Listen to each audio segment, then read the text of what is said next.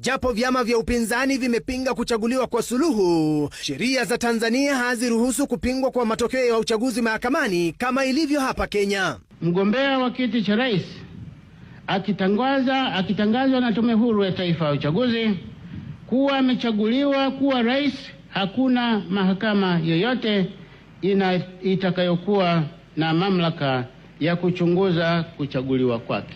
Rais Samia amesema vitendo vya maelfu ya waandamanaji waliojitokeza barabarani si za kizalendo. Alizungumza alipokabidhiwa cheti cha ushindi. Matukio yale yaliyofanywa maeneo hasa kwenye miji ya Dar es Salaam, Arusha, Mwanza na Mbeya na Songwe, kwa vyovyote vile hayakuwa yakiungwa mkono, hayakuwa yakiungwana na ya kizalendo.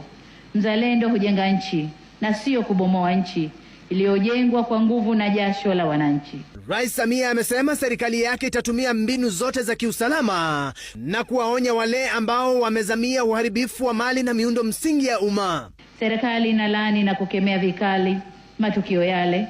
Nalotaka kusema hapa ni kwamba kwenye suala la usalama wa nchi na taifa la Jamhuri ya Muungano wa Tanzania hakuna mbadala, bali ni kutumia mbinu zote za kiulinzi na kulibakisha taifa likiwa salama.